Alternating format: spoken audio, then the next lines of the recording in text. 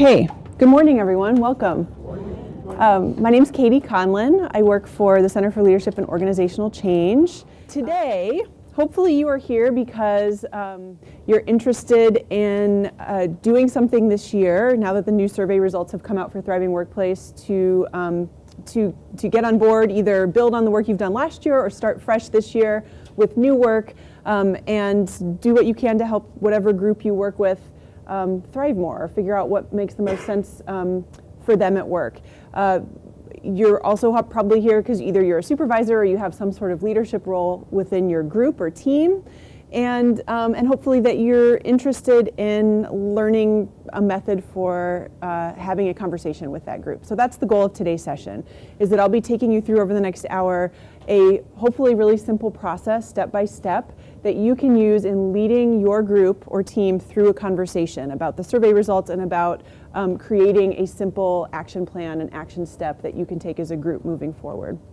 So that's our overall goal for our time together here. How we're going to do that is this. So we're going to talk a little bit at the beginning about some guiding principles, including just trying to emphasize the importance of taking action in general. So even if you don't do it exactly like this, of taking the time to do something with your group, and I'll talk a little bit about why that is. We're going to walk through, the bulk of the session is walking through the template session outline that we have, and you'll notice you have a handout that you'll be able to take with you that explains each of those steps in detail. So we'll talk through that, we'll experience a couple of them so you have a sense of how it's supposed to run. We'll talk through some tips for a successful session, so things you should be thinking about before, during, and after each session that help it be successful. Take some questions and talk about next steps. There are some white index cards at your table. We will do our best to answer any questions you have in the time that we have, but it is a short period of time that we're trying to cram a lot into. So if there are any questions you have that don't get answered today, please leave them on the white index cards at your tables, and we'll make sure that they get answered, either by adding them to our frequently asked questions page on the website, or if you leave your email address, we can also send you a personal response as well. So just, if you want to have one of those cards next to you to jot things down as you think of them, and then whichever ones don't get answered, you can just leave them on the table. Sound good? Okay, what I'd like to do first, is, just to get us warmed up, is I'd like to give you just a couple minutes to turn to the person next to you and talk about this. What is one thing you hope happens as a result of your group getting together to talk about an action step? So think about your group back wherever you work on campus. What's one good thing you hope will happen if you can get your group together to talk about this next step? Okay, so share that with a partner, take about 3 or 4 minutes, and then we'll come back together. Okay, we're going to come back together. Wonderful. Hopefully that got us thinking a little bit more about this. We are going to keep rolling. One other note, very quickly, I've been instructed to make sure that everyone signs in. Did everyone have a chance to sign in on this sheet? Anyone not sign in? Oh, thank you. Okay. All right, so there are sort of 3 things when we think about approaching this work with Thriving Workplace and thinking about working with an individual local level unit. And that's what this process is best designed for, I think I should say at the outset, is having a conversation at a very local level with a group or team of people who works together, on a day-to-day basis or on a regular basis. There are other sorts of processes that might work better for sort of like whole divisions or whole department kind of things. This is best for sort of a local level conversation. And there are 3 things we want to keep in mind that sort of guide how we've put this together. The first one is this idea, and those of you who went through a Thriving Workplace group planning session last year, this may sound familiar. So we have a mantra that we say, only one thing, but always one thing. So every group should only be working on one thing at a time, but always be working on one thing. And the same for you as leaders. We say also for supervisors and leaders that you personally should always have one thing that you're working on personally as a leader. It doesn't have to be a big thing. It can be a small thing, but that there's always something on your radar that you're working on to improve on, but only one thing at a time. Because once you start piling on more and more things, it becomes unrealistic and people don't follow through, okay? So we are going to be focusing on the group one thing in this session today. The second thing is keeping it simple. One thing we ran into, those of us who work in CLOC spent a lot of time last year out and about on campus, meeting and facilitating conversations like this with individual local level work units all over. And one of the things we kept bumping up against is people, once they had these great conversations that unearthed issues that they wanted to address, people wanted to fix them all at once. They wanted to come up with complicated strategic plans that addressed, all of the 20 things that they felt like were not working well. And the impulse and the intention is great in that, but what we found is that when the more complicated people make the plan, the bigger bite they want to take, the less likely they are to follow through on it, the less likely it is to actually happen. So we really encourage people to keep it simple. One small step. What's the smallest, most meaningful thing you can commit to that will move you in the right direction, right? So that's that one thing. And once you take that step and you can check it off, then you can talk about what's next. What's the next step after that? And that's really important because you want to be able to celebrate small wins along the way. If you bite off too much, if you try and boil the ocean all at once, then it's going to be a really long time before you see any tangible results and people lose motivation. So keeping it simple is really, really important. And the third thing that's really important that I really want to emphasize is focusing on action. The other thing we found last year is that it was really, really easy for people to get caught up in wanting to talk about the numbers and the percentile ranks in your scores and how the questions were worded and whether it was a 3.54 or 3.62 in terms of the mean scores. The numbers are important, but only as a starting point for conversation, right? And it's really easy to get stuck in just wanting to talk about the numbers. We're really trying to emphasize this year, let's get to action as soon as you can. So use those as a starting point for conversation, but don't get stuck there. We really want to focus on action because that's where the magic is, okay? That's where you're really going to see a difference. And just to illustrate that, I want to just show you a few slides. Did any of you attend the campus conversation back in December? Okay, a number of you. So this will be a repeat for those of you who were there, but it's important enough that we should talk about it again. So this year's survey was almost identical to the survey we took back in 2016, with a couple important exceptions. This year there were 3 additional questions that were added to the survey. We asked people, did they get a chance to see the results? Were the results for their local level unit communicated to them from the first survey? Did they participate in an action planning session based on those results? And if they did they feel their group made progress on the actions they set? Okay, so 3 additional questions. What Gallup did is based on how people responded to those questions. They looked at the 4,020 respondents who took both the 2016 and the 2017 survey. And they looked at their responses on these 3 questions, and they looked at their overall engagement scores. And what they found is that the people who said, yes, my results were communicated to me, and the people who strongly agreed with these questions, so people who gave that a 5 on that 1 to 5 scale, people who strongly agreed with that had an increase of 0.1 in their significant increase in their engagement scores. People who said they had an action planning session had an even bigger increase in their engagement scores. And people who said that their team made progress on those actions had an even bigger increase.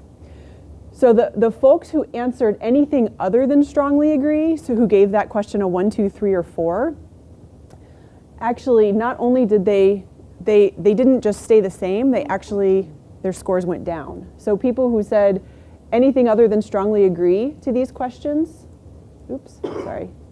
had a decrease in scores. So this just emphasizes the importance of doing something, of taking action. So if you don't do anything, it's not just that things will stay the same, things will actually go down. That's what we found from looking at the data. So we've asked people what their experience is, and then if we don't do anything with that, that actually has a high probability of lowering people's engagement at work. They also found a strong correlation when they looked at work groups in terms of how they answered those questions too. The work groups that tended to say they took action and made progress last year, their scores as a work group also went up. Any questions about that? Okay. So focus on action and keep it simple. So what we're going to do now is we're going to run through the process. Actually, can I borrow? I'm just going to go grab one of these sheets. Sorry. On your tables, you should have a sheet. We're going to walk through this step by step. You should have a sheet that looks like this. And we're going to walk through this step by step together here. So step one of this process is have a brief conversation about the survey results with your team. Now, this is something you can do at the same time as you do the action planning or as a separate conversation. And that's one of the things you should think about going into this, namely, how much time do you have? If you only have an hour, you're not going to be able to do both of these at the same time, right? One of the ways that you can shorten this part of it is to tell people, is to give your team the survey results before you're planning on meeting with them and have them come to the meeting prepared to share one insight or one takeaway from those results. And that's a way you could kick off the meeting. So give the people the results beforehand and then start off the meeting by asking everyone to share one takeaway. And then you've just gotten everyone's opinion on the table, and that's your basis for moving forward with the conversation. That's one way to do it. So starting the meeting with the most critical takeaways. If you have more time and you want to have a more juicy or lengthy discussion about it, that's great. I know people's time is limited though, so you want to be thinking about that, because it's really easy when you open that conversation for it to spiral and go on and on and on, and then you're focusing on that instead of the action piece. So that's something to think about time-wise. And I would say this whole process, just as a rough guideline, an hour is the absolute shortest amount of time I would want to allot for it. And ideally, I would say you would want to do this process in 90 minutes, at least. Yeah? And when you say group, what is your ideal group size? I would say, anywhere from a small group of 3 or 4 to a group of, you could probably do this with 20, 25, 30 probably would be the max before it starts getting really unwieldy. But we're talking sort of local level groups. So once you get multiple layers, it gets trickier. So ideally, it would be a supervisor and the people that person supervises. Or maybe if a group works really closely together, you could add one more layer into that, depending on the nature of your relationships. But we're talking really local level. Great question. Other questions? Another thing you could do if you wanted to spend more time talking about the results is schedule that to be a separate meeting and then have the rest of this process be its own contained process. Okay, so these are the 6 steps. So again, this is the question that you could do if you wanted to make it all part of the same meeting, send people the results and have them come prepared to answer this question. What stands out to you as most critical for our team to pay attention to, or our group to pay attention to? Step 2 is identify an issue. And this is something that we're going to experience here right now. And those of you who did a session with one of the CLOC consultants last year, this will feel very familiar. But I'd like for us to experience it really quickly so you can see how it's supposed to work. So what we're going to do, there should be purple index cards at your table, purplish, pinkish. If everyone can take one of those index cards.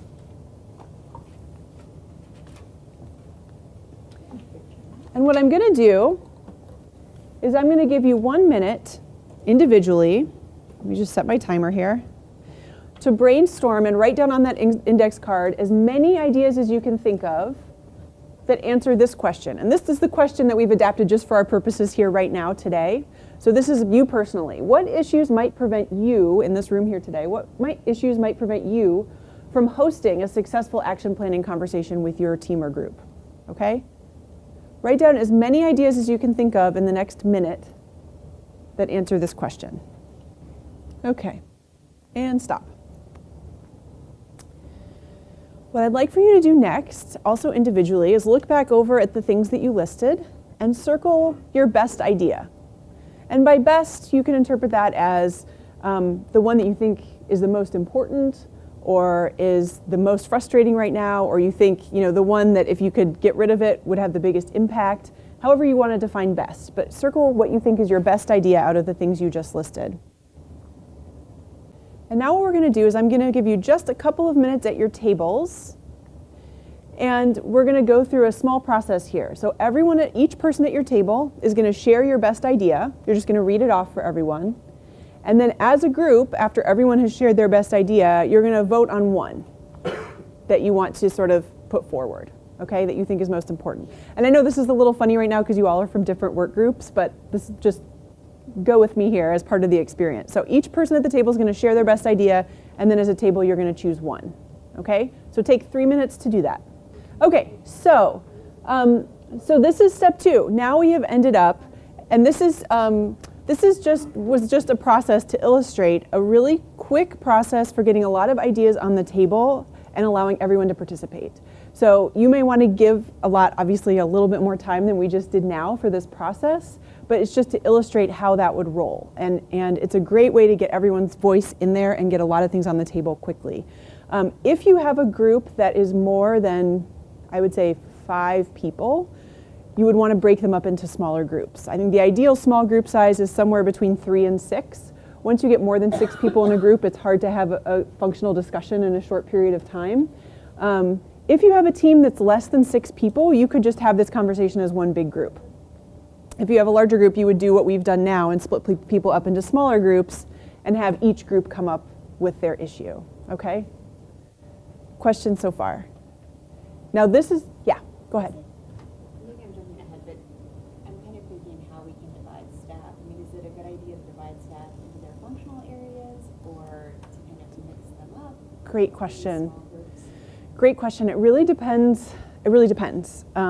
We've done it both ways. We've done it a lot of different ways with different groups. There are some, it sort of depends on what the goal is. So I've worked with some supervisors or leaders who say, hey, my goal is, we have 3 different functional areas, but we really need to be, we're interconnected, we need to be working together more, so I'd really like people to mix up. So we're very intentional in mixing people up in the small groups. There are other people who say, actually, our functional areas don't really work together very often, and I'd rather have them work on something for their specific functional area. And so both can work. It just depends on what the overall goal is.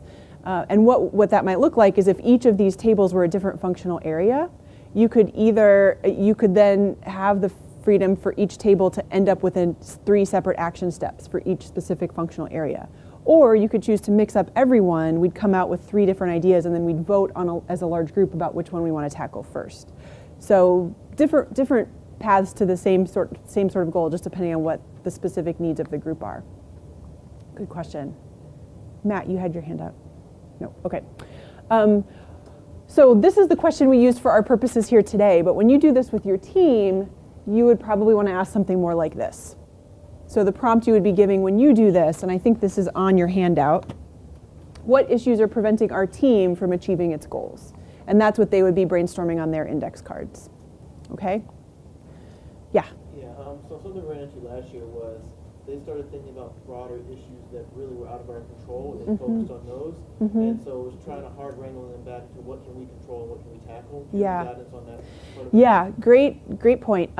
Usually I wait and give guidance on that in the next step, or the 2 steps from now when we start focusing on action steps.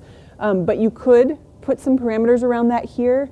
The reason I don't do it in step 2 is because some issues that are larger, even if we don't have control over the whole thing, we do have control over a piece of it, or we have influence over a piece of it. So if we decide that that's the most important thing to tackle, we may not be able to solve the whole thing, but there may be some things that we can do that we're not doing yet.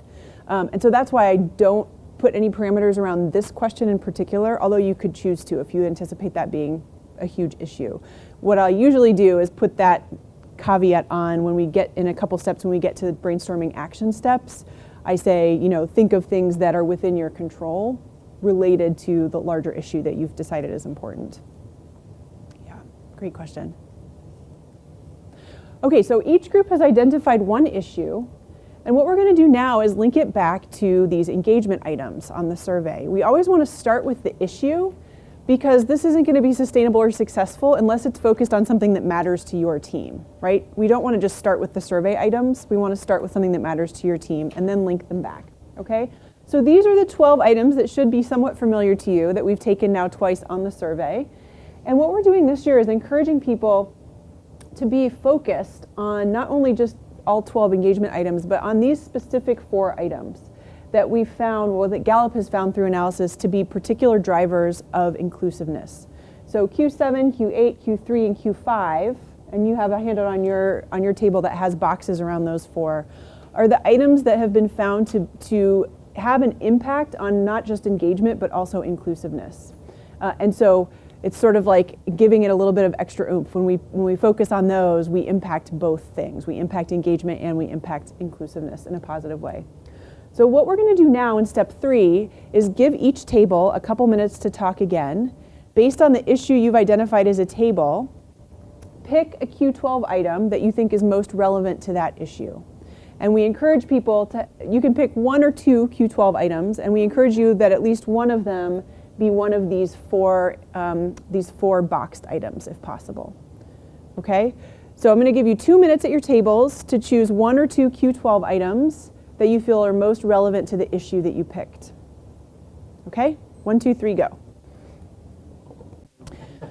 Okay, so now we're at a point where each small group, or if your team is a small group, you as a team have come up with one issue you've decided to focus on and 1 or 2 Q12 items that you feel are most relevant to that issue. Now we're going to step 4, which is identifying, okay, what do we want to do? What are the steps we can take? And we're going to do another quick brainstorm. So if you go back to your pink index card, turn it over.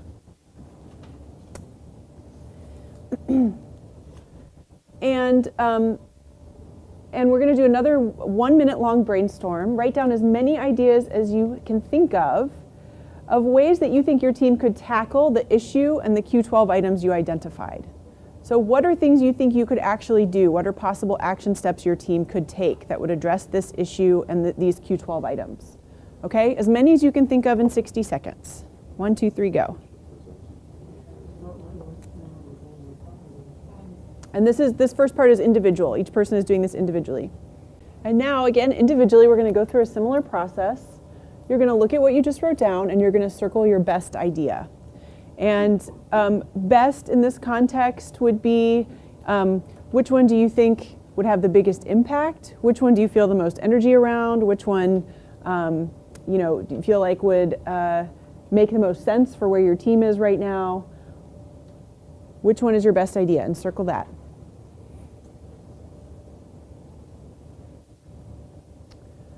And this might be where you want to put some more specific language around, this is an idea that is within the control of your team or the influence of your team, okay? So even if it's something you can't control, or there are ways you can influence. So that's where you might want to put some extra parameters around that. Okay, does everyone have one circled? And then one last time, we're going to do the same process that we did before. In your small groups, each person is going to share your best idea. And then as a small group, you're going to vote on which one you want to bring forward to the larger group. Okay? So I'm going to give you 3 minutes to do that. Each person share your best idea and then vote on one that you'd like to bring forward. Okay, now in a very short period of time, we've gotten people to a place where each small group should have identified an action step. And everyone has had a chance to participate. Again, in your teams, you might want to allot slightly more time for those team conversations, but hopefully going through the experience, at least today, helps you understand how that feels or how that works. Really quickly, I just ask each table share the action step that you came up with. What did you all come up with? Our general consensus is to have plan better ahead. Okay. Be able to have a predetermined time frame that you're going to meet, and we were talking about the difficulty in schedules and time zones and stuff like that. Great. So do a better job of planning ahead. Okay. This team. We had a similar issue with scheduling everyone together, so our solution was maybe to provide a set break during the workday when the group was involved. Okay. Great. Great. And this group? We worked on the Q3 at work. I had the opportunity to do what I best every day, and we said that it would be good to schedule time for people to do their best work. So have them schedule time into their day. Okay. And they would just focus on whatever they do best. Okay, great.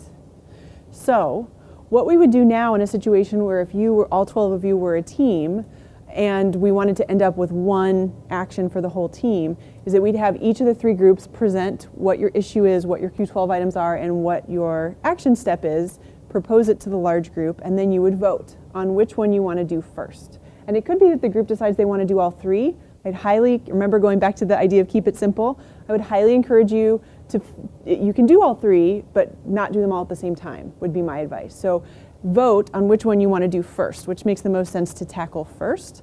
And there's a lot of different ways you can vote. You can do simple show of hands. We in CLOC use dots a lot. We give everyone little sticker dots and they can go and we just write them all up and people can vote that way. There's lots of different ways you can do that. So that would be step 4, is that you would, as a large team, if you have a larger team than one group, you would figure out which one you want to move forward with. The next step, which is a really, really important one and also often gets lost, is actually taking the time to make that action step what we call smarter. Are people familiar with SMART goals? So basically taking that action step and putting it through these filters. So SMART stands for specific, measurable, achievable, realistic, and time-bound. You're basically asking yourself, can we say yes to all of these questions? And I'm happy to, this slide right here is a handout that's going to be added to our resource library soon if it would be helpful to download this. And so just as an example, and we're not going to go through all of these, but I do want to spend a little bit of time on this first one because I would say this is the most important and the one that, oops, sorry, what am I doing here? There we go. The S is the most important and the one that will take the most time. We want to get that action step to be more specific. And usually, as you all gave great examples of, in a short amount of time, the action step you come up with first is going to be somewhat broad in nature. That's just how this process usually goes. So you want to allot time then to drill down a little bit, okay? Increase your chances of this actually happening. And get specific. Answer the who, what, when, where, and how. So let's take one of these action steps really quick. Can you share yours again? What was yours? Allot time in people's day? Okay. So for people to do their best work.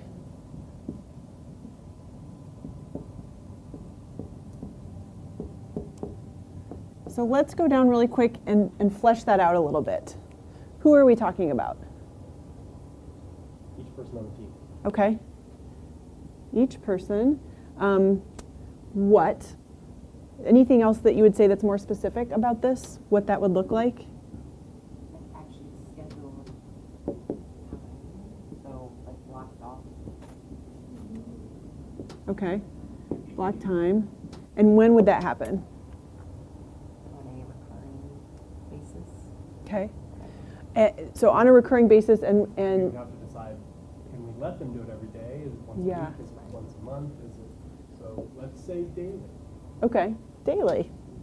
And maybe part of it is if you're not ready in the moment to make a decision like that, then the conversation would be, when are we going to make that decision? What needs to happen next, right? So, and really pressing people to be specific about that. Okay, so let's have a meeting to decide how often this is going to happen, and that meeting is going to happen next week, for instance. So getting really specific on the when. What's the next step related to this and when will it happen? Where will it happen? At their desk. Okay, at their desk and how. Okay, so you get the idea. We're actually drilling down a lot, and this was a relatively simple one to do that with, but sometimes people will come up with an action step that's like improve communication, or even something like we're going to have quarterly fun events or get-togethers, which is great, and it seems a little bit more specific, but how's that going to happen? Who's in charge of it? How far ahead do we have to plan? Who's going to do that? So really taking the time and taking advantage of the momentum in the moment to nail those things down is super important. Okay, so that's step 5. And then step 6, I would say steps 5 and 6 are the ones that get left off the most, especially if you go over time and then we say, oh, we'll figure out the rest of that later. And I would say those are 2 of the most important things to do. You want to get specific, and then you need to commit to follow up, okay? So I would suggest, once you have an action item, that you are wanting to review and recalibrate on a regular basis. My recommendation would be, if you have any sort of standing meeting that's regular already, block off every 2 weeks, every month, just 5 or 10 minutes of that meeting to do a check-in on the progress of this. I would not recommend setting a whole nother meeting to do a check-in, because then it just becomes cumbersome. It's like an added thing to people's already busy schedules. But if you have regular things that are happening already, carve out 5 minutes of that to ask these 3 questions. Okay, going back to this action item, have we done what we said we would do? Did it make any difference? And what's next? So if we haven't done it, why, right? If we did do it, did it make any difference? And if so, then let's move on to the next thing. What's next? What thing do we want to commit to next? If it didn't make a difference, what do we need to tweak here? Maybe we need to go a different direction. Maybe we need to try something new. Maybe we didn't actually do what we said we were going to do. But this will only be sustainable and stay alive if we carve out those little times to do those check-ins along the way. So really committing to that. I'd also recommend when you have this conversation to have that first check-in already scheduled. So at the end of the meeting, you can say, okay, here's what we've committed to. This date and time is when we're gonna, at our next meeting, the first 5 minutes or first 10 minutes, we're gonna be checking in on progress around that. So people know that that's coming already and that that commitment is explicit. All right, questions. And again, you know, going to the only one thing but always one thing that I said earlier. Yes? I guess I have a question sort of time-wise. Sure. It seems to me like each step should be a separate meeting. Maybe.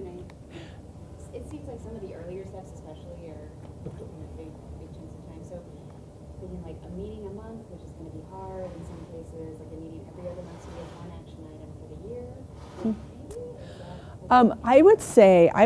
I would say if you're going to make more than one meeting, step one, the conversation about the results, would be the easiest one to peel off and do separately.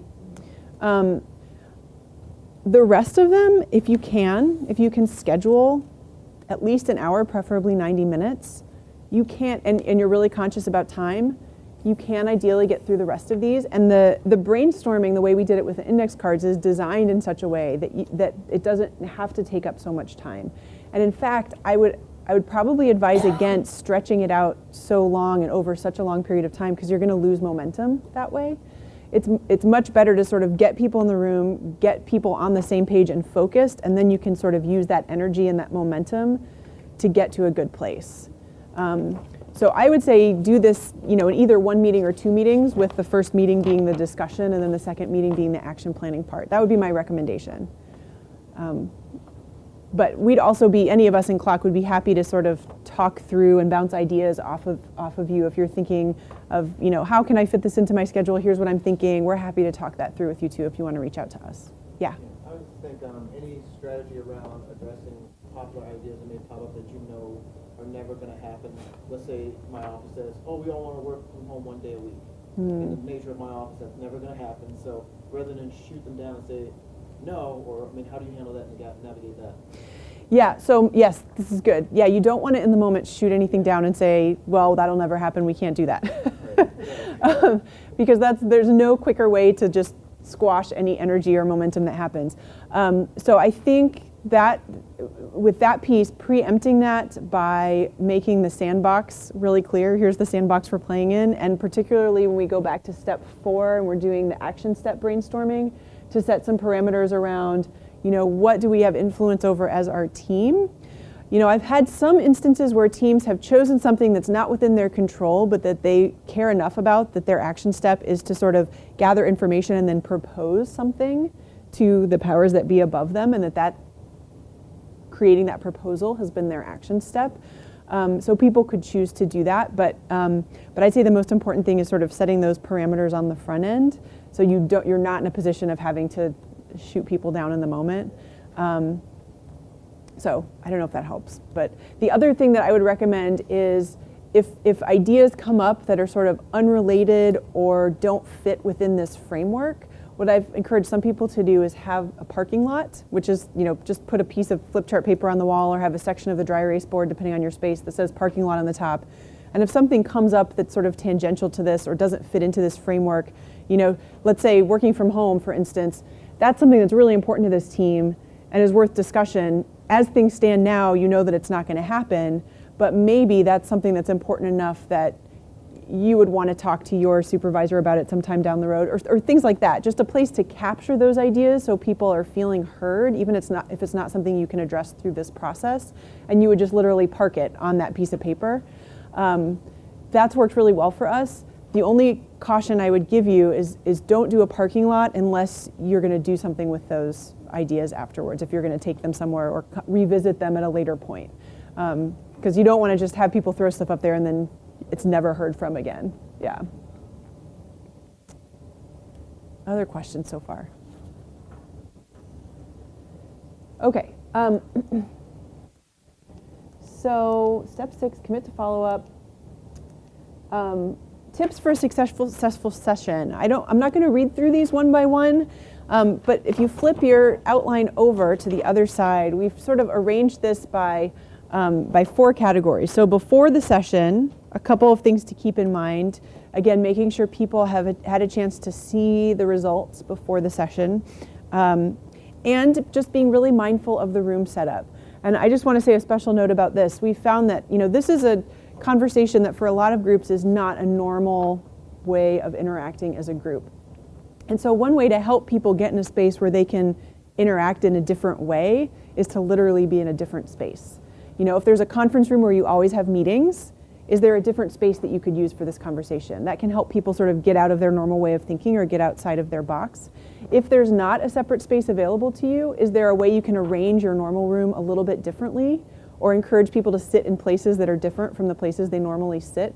So just be thinking before the meeting about what is the physical space that you're going to be in, and how can you arrange it in such a way that it's going to encourage interaction, encourage participation. For instance, you're more likely to get interaction if people are all able to see each other, sitting in a circle or sitting in small groups versus people sitting in rows facing you, right? So thinking about things like that beforehand. Opening the session, you as the leader or supervisor or person in charge of this really have a responsibility to set the tone and communicate expectations up front for participation, and hopefully communicate an openness to hearing new ideas and trying out new things. A lot of supervisors are nervous about, well, are people going to be honest if I'm in the room? And that's always a hard line to walk. But I would say, if you're a part of that team too, it's important that you hear what people have to say, because otherwise, they could all have a great conversation without you in the room, but then where do those ideas go if you never hear them? So, the more you can communicate up front, this is the purpose of this conversation. I want to hear everyone's opinion. I'm open to hearing everyone's opinion. That's going to set the tone for what you're doing. During the session, again, pay attention to time. We talked about the parking lot already. And this is a really important one. So for this kind of conversation, remember that you're facilitating a conversation, not leading a meeting. And this can be tricky because if you actually are the person in charge of this group, you're probably used to, in meetings, being the one who sets the agenda and having opinions that you share. This kind of process, it's important for you to sort of hold back a little bit on your personal opinions and create a space where people can put their opinions into the mix. So you are more concentrated on the framework of the conversation, on the process of the conversation, and moving people through that process and creating that space than you are talking at people, which is a shift for some people. So that's just important to be mindful of going in. So you're creating a space for people to share and think, not telling people what to think, beyond setting the parameters for what this conversation is and what it isn't. And that's why that piece is important at the beginning, right? This isn't a place where people can just dump everything they're upset about on the table and expect me to fix it all, right? So setting those parameters at the beginning about what this conversation is and what it isn't. And then closing the session. So thanking people, obviously, and then really ensuring the next steps. So going over, here's what we've committed to, repeating that, and then telling people how you'll be following up. What are those steps you're going to take to check in on the progress of this as a group, which is really important. And ideally, you'd want to have that first check-in on progress within a month or less of the initial meeting, so you're not losing momentum. So you're not coming back 2 months later and people are like, oh, what did we talk about? We don't even remember. That it's important to sort of capitalize on that momentum when you have it. All right. Any other questions before we do our last thing? Yeah. The fact that maybe this group's, focus is different than what the other group is, but we still have to concentrate on the whole group altogether. Yeah, that's tricky. I think it would depend on what the goal is. Like, do you want to come out? Do you want each smaller group to have their own action item, or do you want the larger group to have an action item? And the answer could be both, but maybe you want to start with one or the other, and then, whether you want to start with each group doing their own thing and then later come back and have the whole group do something, or in the reverse, have the whole group do something first and then each group do their own. That sort of depends. I think you could make it work either way. I think it would be hard in one session to do both.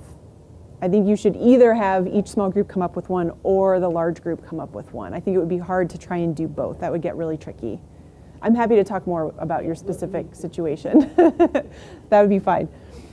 Okay, so in the spirit of being specific, so the research on goal attainment says that you're much more likely to follow through on a goal if 3 things happen. 1, if it's specific. 2, if you write it down. And 3, if you tell someone about it. So we're going to do those 3 things right now. There's some half sheets at your table. And this is just a chance for you to think about what next steps are you personally going to take to make sure this conversation happens with your group. So I want to give you a minute to just jot down some notes to yourself, and then I'm going to ask you to share your commitment with a partner at your table. So as you finish, if you notice someone else at your table who's finished, just partner up with them and just share your commitment really quickly. All right. If you're still sharing, you can continue doing that in just a second. I just want to be respectful of people's time and just direct your attentions to one more slide. These are just some other resources available. If you haven't been to the Thriving Workplace website, please go there. There are lots of different program offerings, workshop sessions, things like that are available for free to sign up for on there. In addition, we have a TWI, Thriving Workplace Initiative resource library that is new as of last month that we are continually adding things to every week. And that has lots of different guides, videos. There's actually a webinar, our first ever webinar that we tried last month that we posted the video up there on. If you need some help figuring out how to navigate the Gallup online portal, it's about 40 minutes long, in addition to handouts and other resources that are in the resource library. In addition, if there are things that you wish were in the resource library that would feel useful to you that aren't there, please just send us an email and let us know, and we'll see if we can create something to put up there. We're trying to put together a toolkit that helps people go out and do this, feel empowered to do this in their own areas. So let us know. And of course, for further questions, there's an email address and phone number for the Thriving Workplace Initiative. In addition to, each area has their own CLOC consultant.